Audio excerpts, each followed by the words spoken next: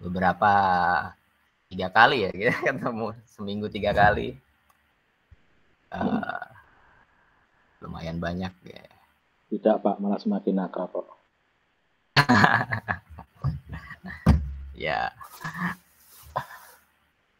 terima kasih kalau gitu. Bentar, saya stop sharing dulu.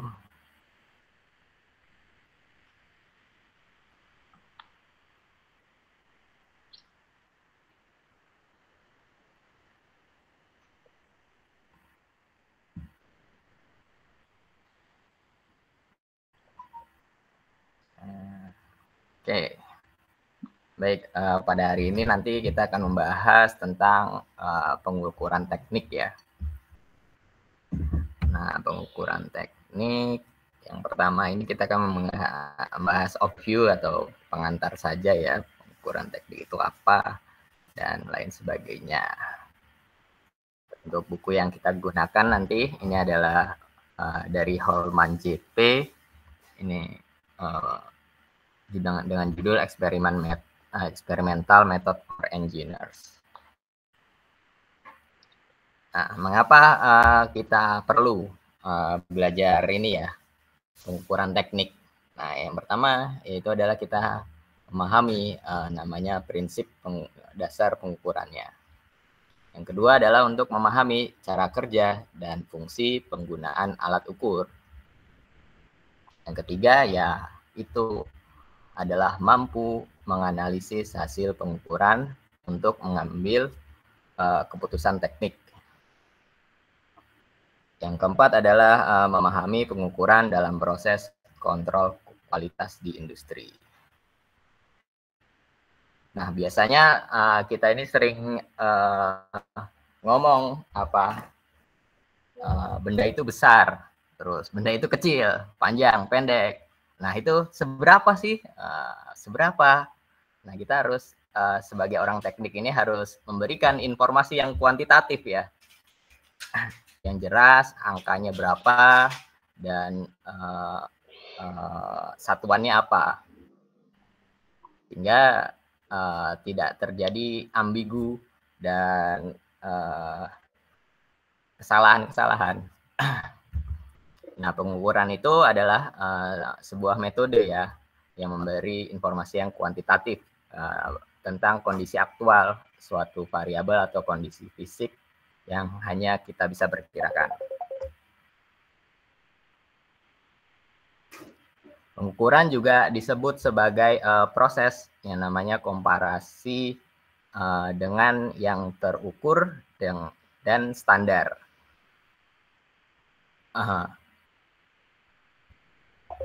Pengukuran juga merupakan dasar fundamental untuk semua penelitian, desain dan pengembangan, serta memiliki peran yang sangat penting dalam banyaknya aktivitas teknik ya.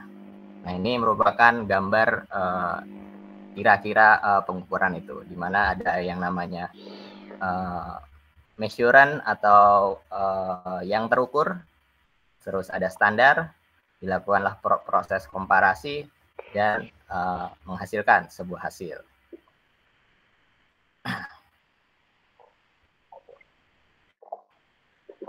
Lanjut, yang itu adalah pentingnya pengukuran teknik. Nah, ini yang pertama yaitu validasi desain.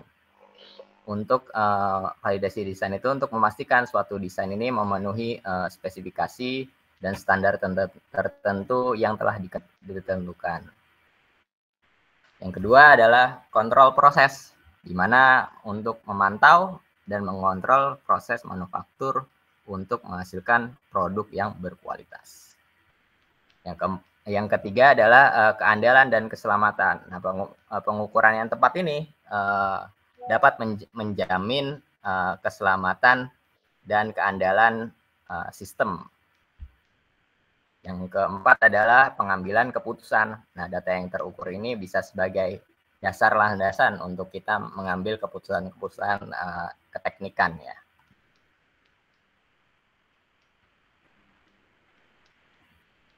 Nah, ruang lingkup kuliah kita nanti di sini yaitu yang pertama adalah prinsip dasar pengukurannya, yang kedua alat metode pengukuran, yang ketiga ada kalibrasi dan standar pengukuran, yang keempat metrologi industri, yang kelima itu teknik sampling dan kontrol kualitasnya.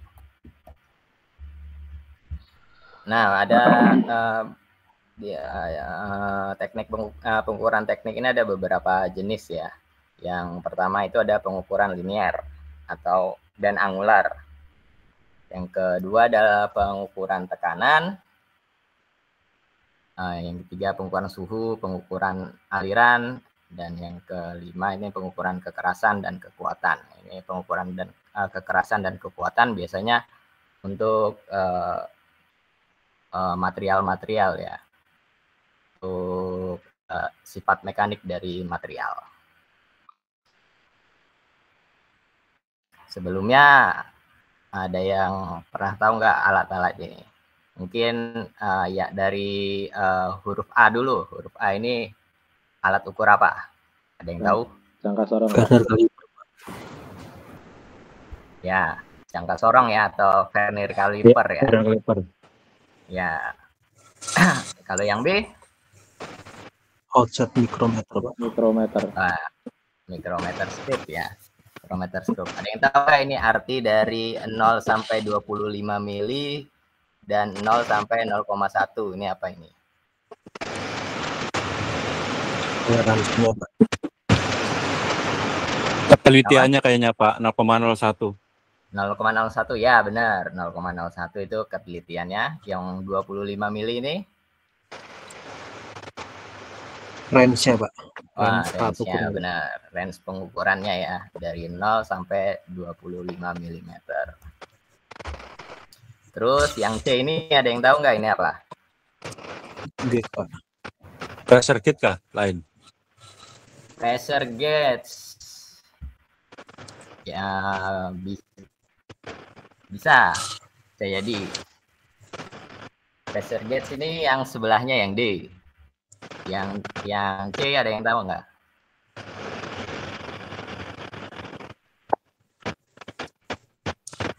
Voltmeter, Pak.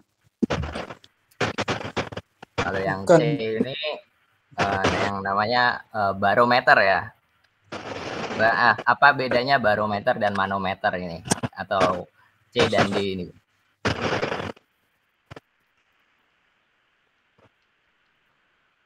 Ada yang tahu nggak perbedaannya?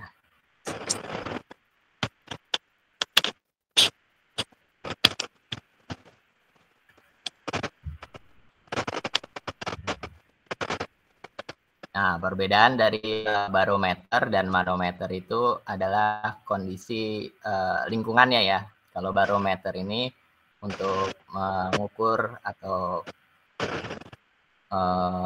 mengukur kondisi lingkungan atau ruangan.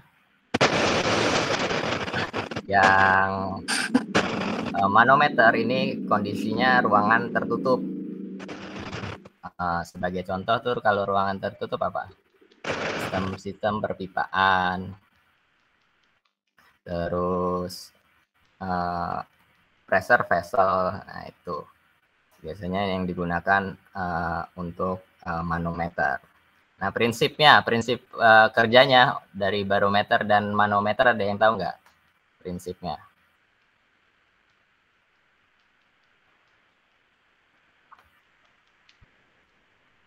Mungkin kalau pernah dengar kalau yang barometer ini prinsipnya adalah prinsip pipa Torricelli. Ada yang pernah dengar nggak? Jadi nanti ada sebuah wadah nanti yang dicelupkan sebuah tabung. Nah, di sebuah tabung di tengahnya ya.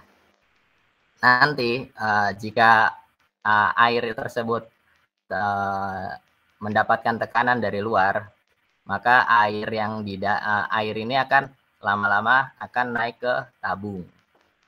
Nah, ini adalah konsep dari Torricelli ya.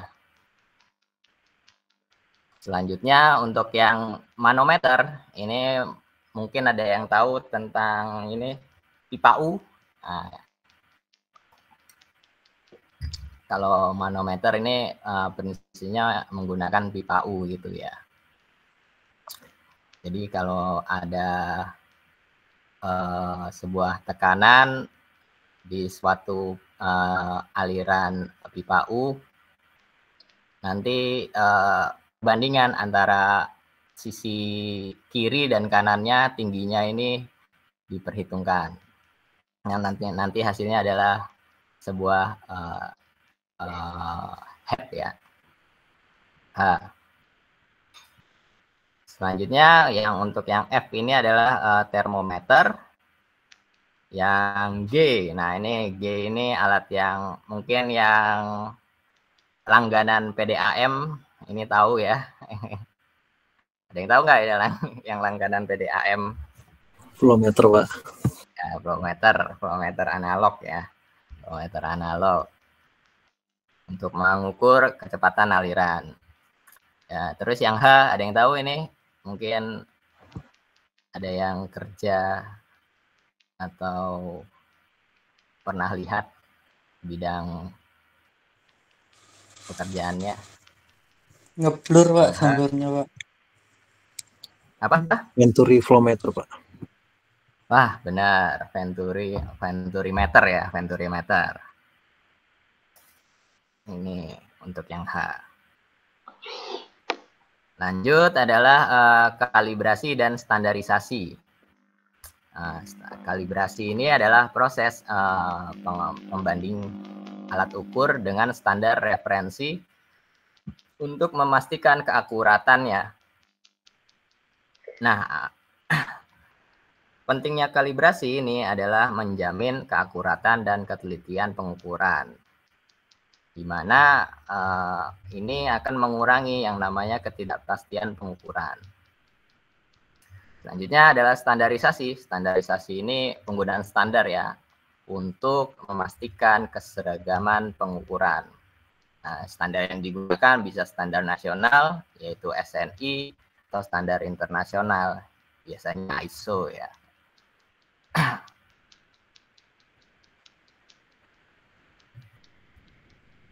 Nah, tantangan dalam pengukuran tekniknya ini ada ketidakpastian tadi. Nah, ketidakpastian pengukuran itu merupakan faktor penyebab variasi hasil pengukuran. Nah, ini seperti kondisi lingkungan dan keterbatasan alat. Kesalahan pengukuran ini ada dua ya. Kalau kesalahan pengukuran ini ada yang sistematis dan secara acak. Yang sistematis ini kesalahan yang konsisten pada pengukuran. Nah, hal ini bisa disebabkan dari kesalahan kalibrasi yang kita lakukan. Selanjutnya untuk kesalahan acak. Nah, kesalahan acak ini kesalahan yang bervariasi dan sulit diprediksi.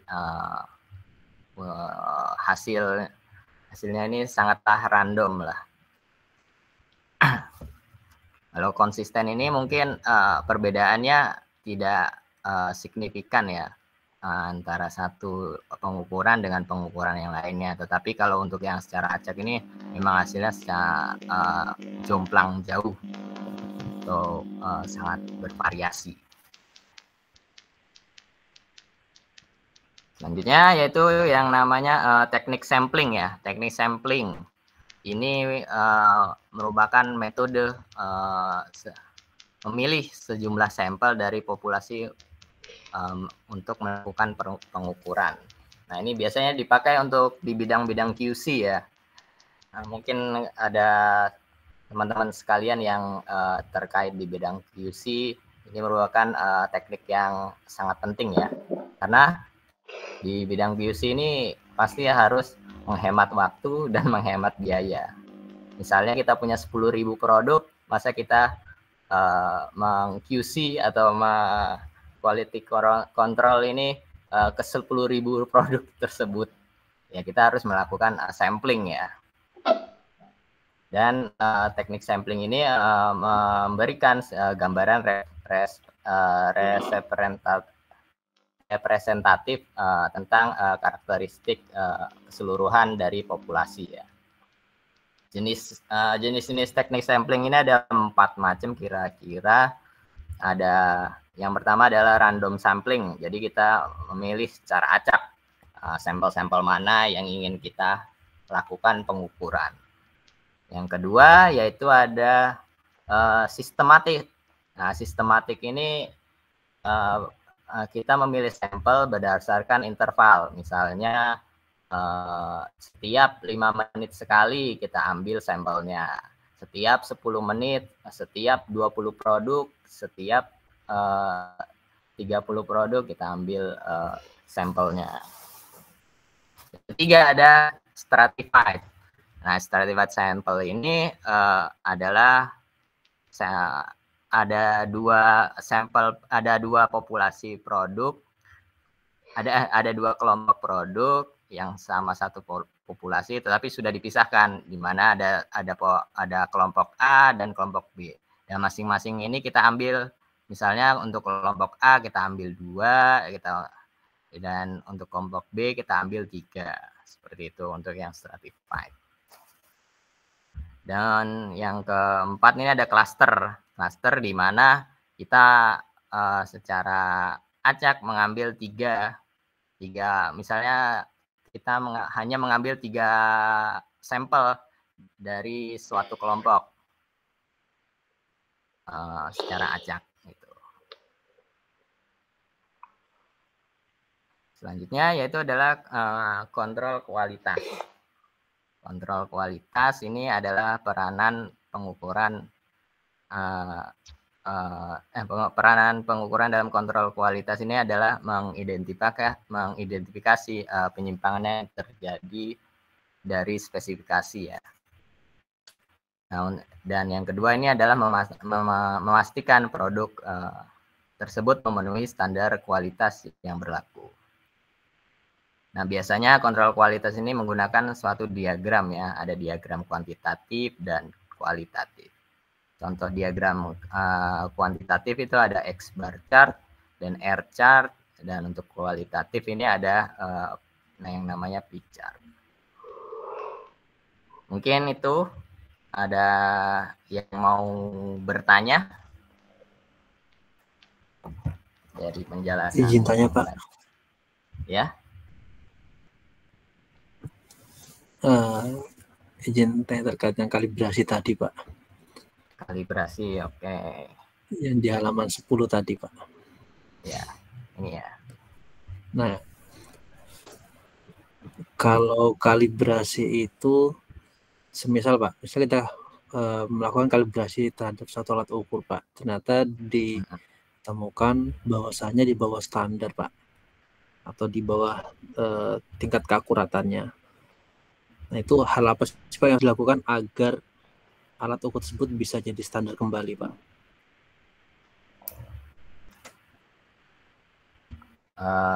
Kalau masih bisa diperbaiki alat tersebut, ya harus kita perbaiki.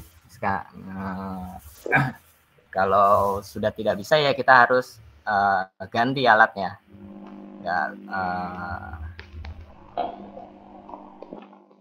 bisa ya kalau untuk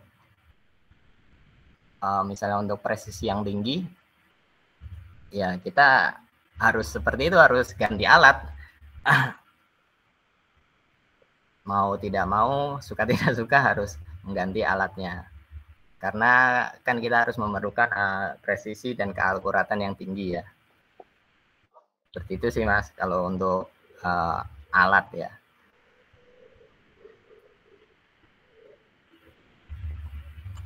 Yang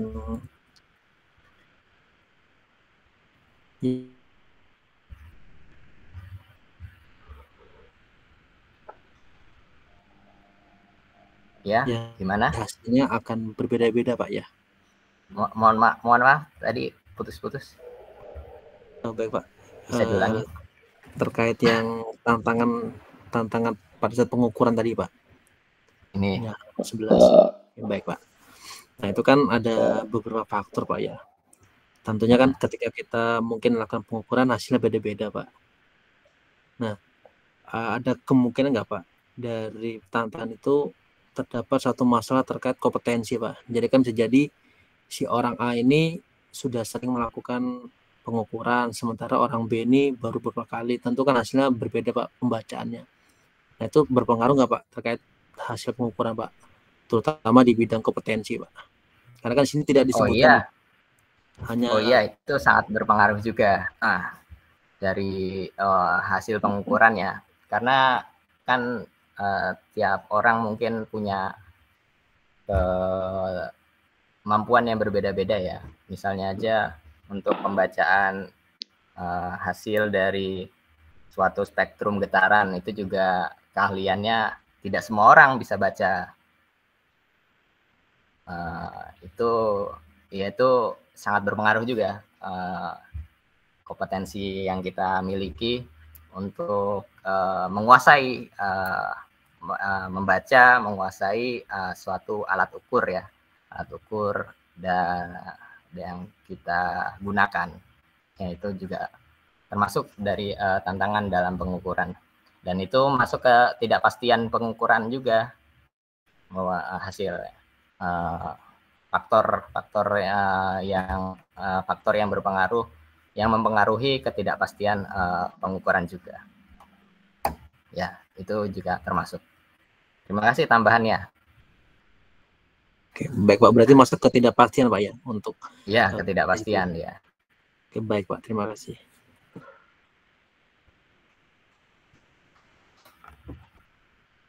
Ada lagi? Mungkin gini Pak, kalau misalkan sekarang itu kan eranya sudah digital. Nah, kalau ya, kebanyakan kan alat ukur sekarang itu sudah modelnya digital. Nah, apakah keterkaitannya dengan ketika digital itu kan berarti semua orang bisa bisa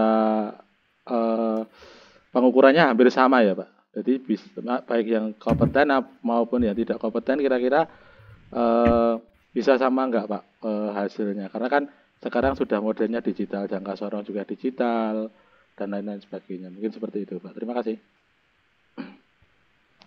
Kalau pengukuran digital ya itu mempermudah ya orang yang kurang berkompetensi melakukan pengukuran dengan tapi masalahnya kalau yang digital ini terkadang banyak juga mungkin ya prosedurnya sih Mas. Kalau untuk yang digital ini prosedur pengukurannya terkadang juga terlewati atau tidak sesuai dengan prosedur pengukurannya. Kadang sama alatnya tapi prosedurnya berbeda, hasilnya juga pengukurannya bisa berbeda. Nah ini itu juga termasuk ketidakpastian ya dalam pengukuran ini. Makanya kita harus tahu SOP-nya juga, SOP dari penggunaan alat meskipun alatnya sudah digital ya. Itu sih Mas. Ya, terima kasih Pak. Ya. Ada lagi?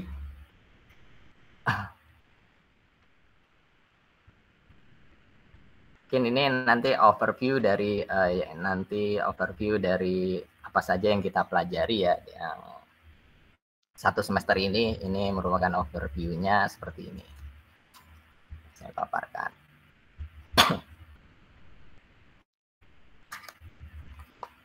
Ada pertanyaan lagi?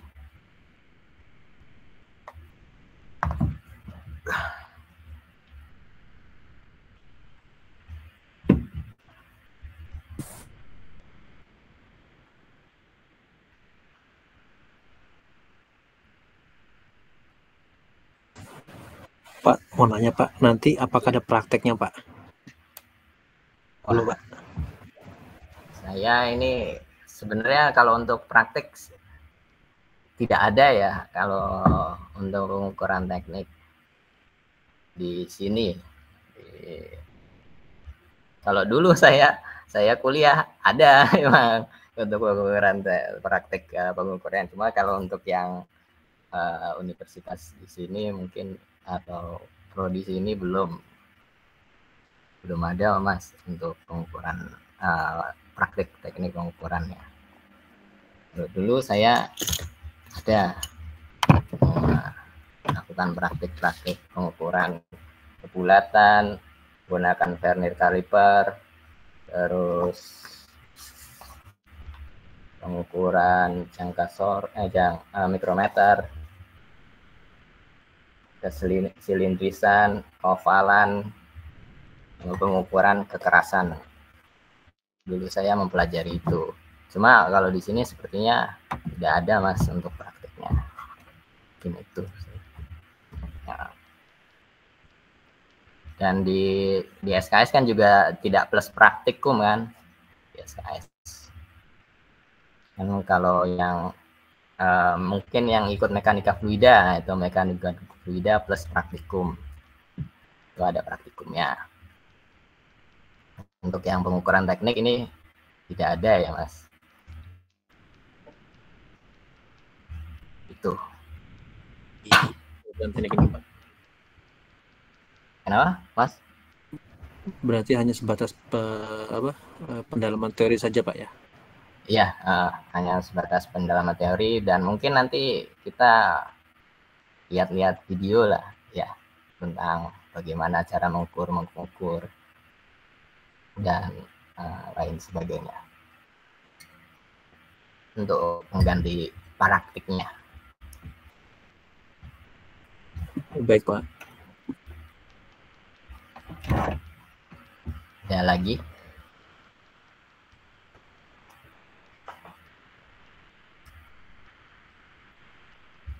Ada pertanyaan lagi? Oh ya, yang belum absen mungkin bisa ketik saja di kolom chat di Google Meet ini nama dan NIM-nya ya untuk yang belum absen.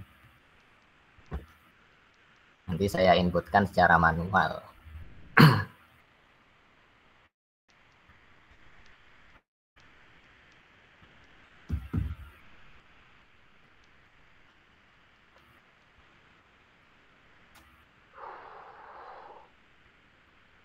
Ada pertanyaan lagi?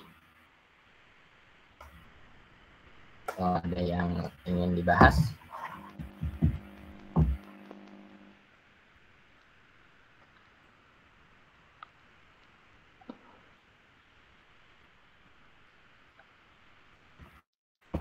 Tidak ada? Lanjut Pak. Tidak ada? Cukup? Apa sudah?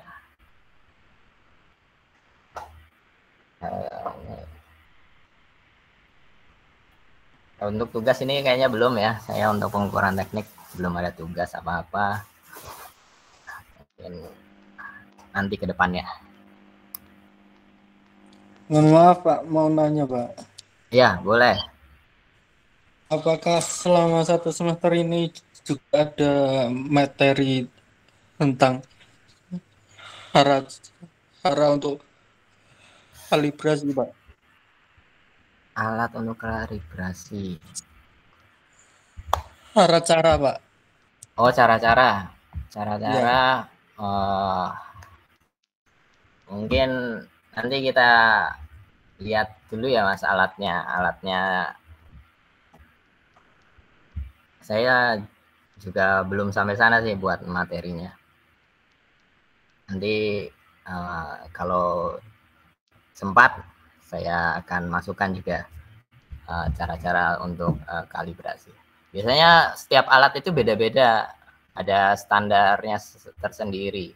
Kalau kemarin saya itu misalnya timbangan sudah disediakan yang namanya benda kalibrasinya.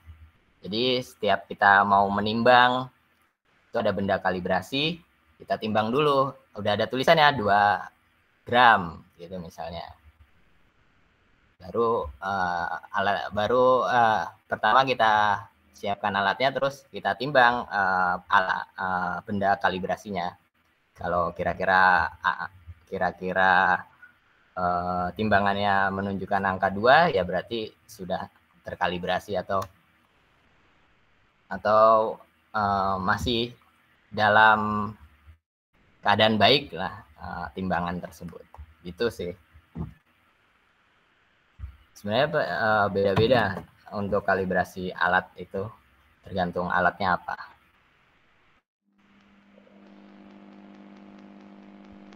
Gitu, Mas. Baik, Pak.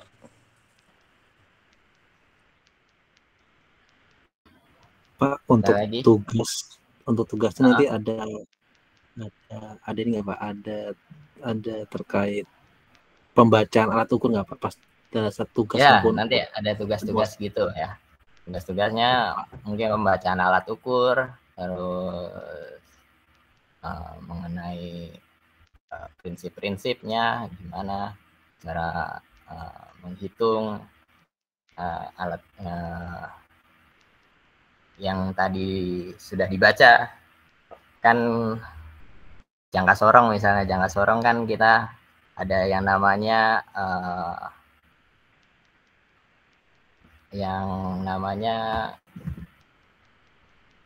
apa, saya lupa, mayor minornya itu.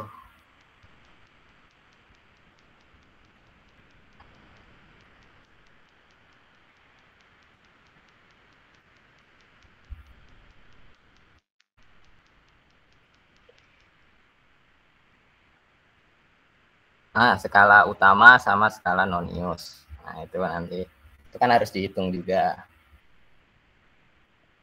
Skala utamanya berapa, terus skala non-iusnya berapa, nanti dijumlahkan. Itu sih. Ya, kalau untuk perhitungan pengukuran alat gitu cuma penjumlahan. Untuk yang jangka sorong sama micrometer scope itu kurang lebih hampir sama. Ada yang tahu nggak misalnya untuk micrometer scope ini biasanya digunakan untuk benda-benda yang berbentuk apa? Ada yang tahu nggak micrometer scope?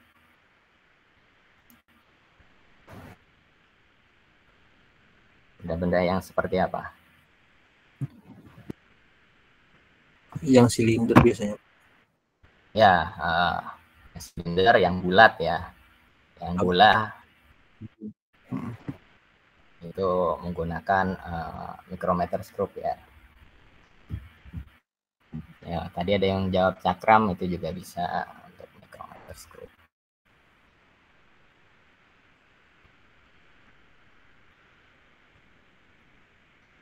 Mas Latif, absennya ini aja Mas, diketik aja Mas Latif.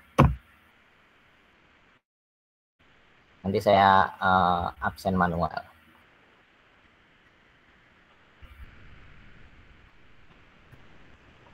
Ada lagi pertanyaan?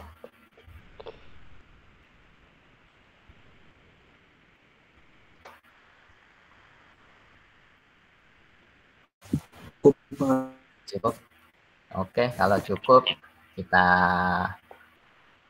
akhiri saja ya pertemuan kali ini. Terima kasih semuanya, teman-teman semua sudah hadir dalam kesempatan kali ini. Bila ada salah kata ataupun perkataan saya yang menyinggung, mohon maaf. Ya, saya akhiri. Wassalamualaikum warahmatullahi wabarakatuh. Waalaikumsalam warahmatullahi wabarakatuh. Terima kasih Pak. Ya, sama-sama. Ya. Terima kasih Pak.